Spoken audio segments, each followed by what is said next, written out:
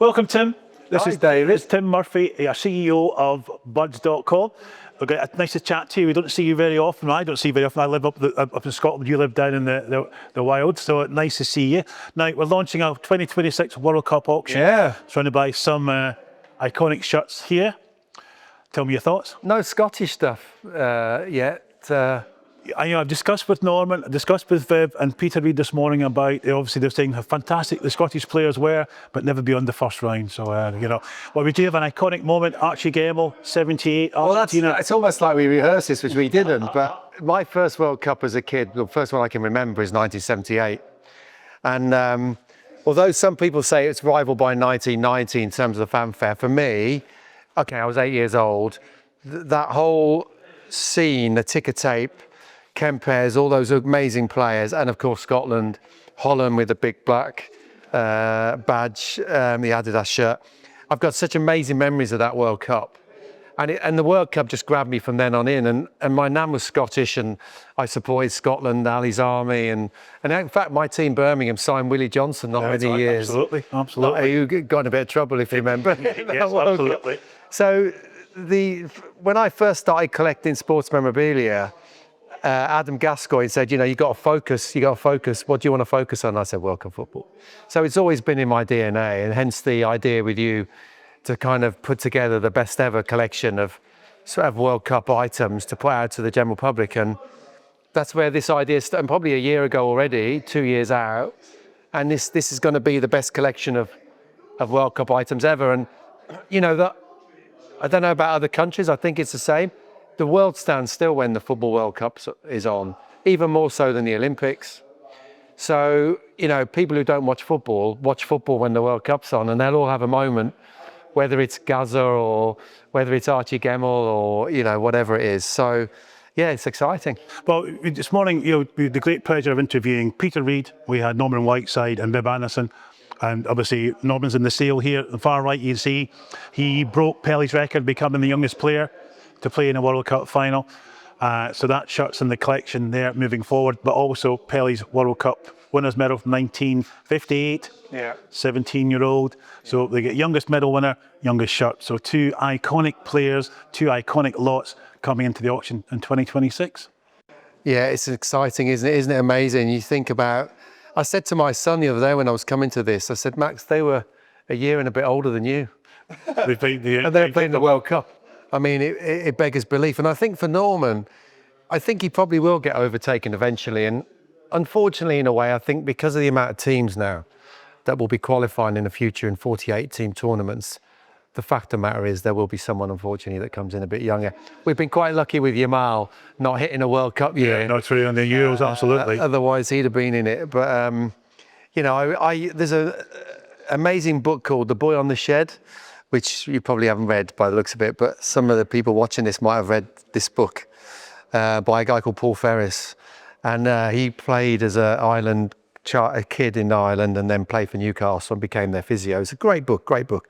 And he talks about, I think, under 14 football, turning up for a trial with the Northern Irish team, and this giant of a guy running rings around everyone, just scoring for fun. And that was Norman Whiteside.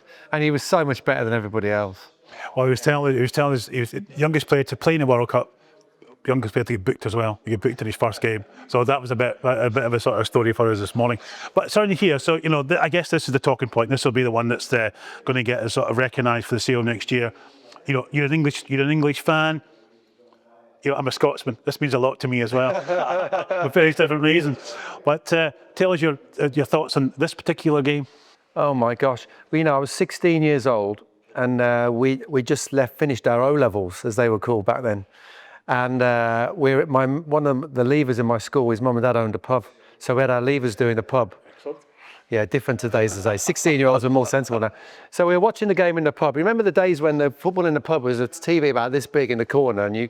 So we didn't know till the next day. We thought it was that they called offside. And it should have been offside. So we didn't know it was handball till the next day. So, of course, we remember the images of the players surrounding the referee and everything, and it's an iconic moment. And we were it meant so much at 16, so much. And we were heartbroken. And so I think it's incredible to have this, and everyone remembers where they were the night of the handball and everything else. And it was a great England team, and I still remember now Gary Lineker nearly equalising, just stretching for that ball. And, that was a really good England team. But, of course, he went on and scored an even better goal a few minutes later. But I think having that is fantastic. Well, we discussed the goal with Peter, and he bypassed the question because he was the first player that Maradona beat, sort of thing. I go back and did it again, he was telling me, sort of thing. So yeah, no, it was. I mean, obviously, what we're trying to do as a Scottish nation is raise money to buy it in the sale next year.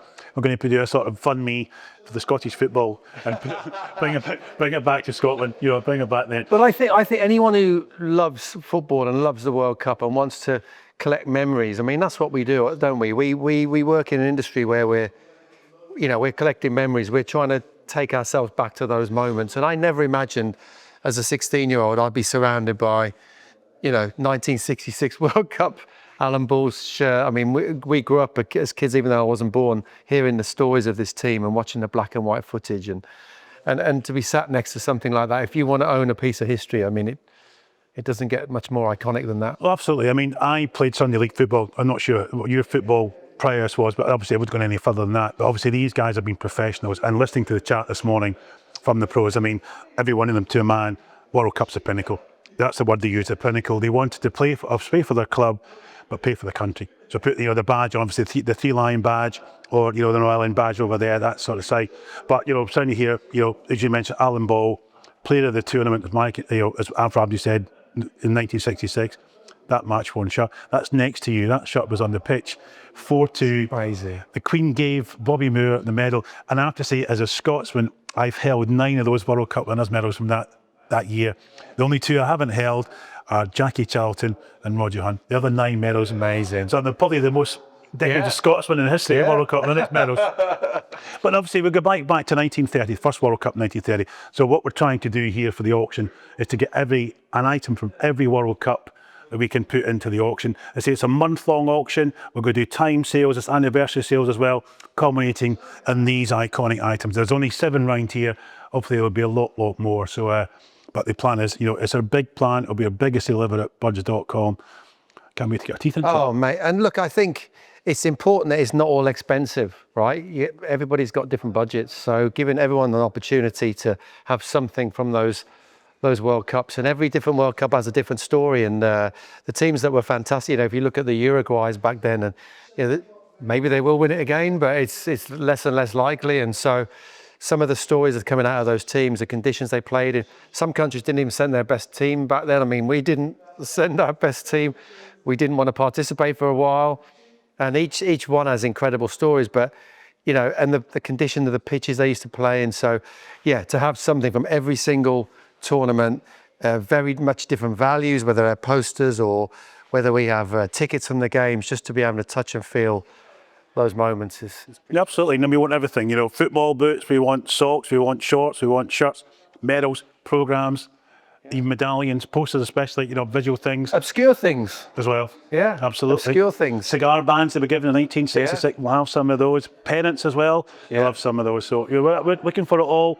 They're very simple. Go to our website, click on the valuation tab, send some images, some details. Myself, my colleagues, delighted to help. And not just that, of course, we should promote the other auctions as well. We're big into F1 now, so our auctions, we're having another big F1 auction later in the year, and again more next year.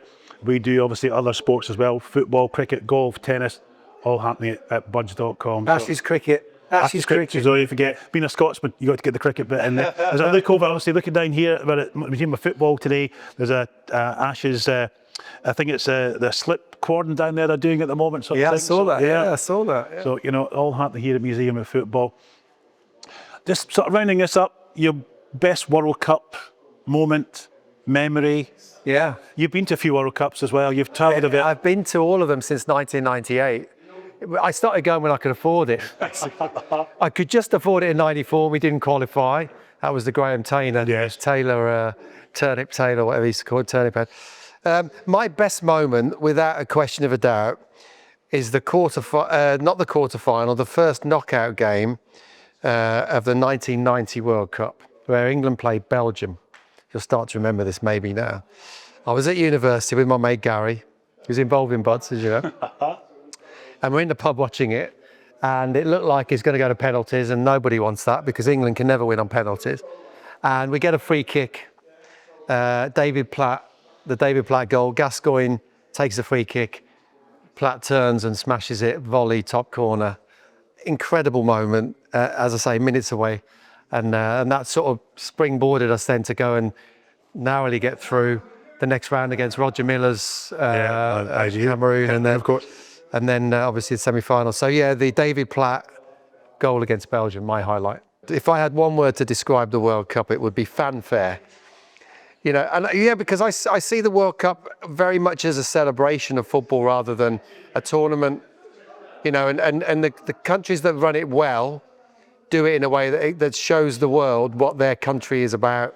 So I think again about Mexico, and you know, and I even think about the way the US did it with Diana Ross taking that disastrous penalty. But it's all about the kind of the nation. So fanfare would be for me. What made you fall in love with football?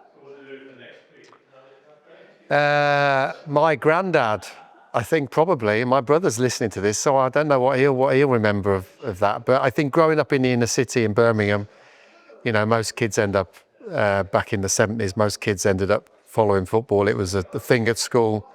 So probably my dad was a big football fan, but he died when we were very young. So our granddad stepped into his shoes in terms of getting us into sport. So yeah. And why?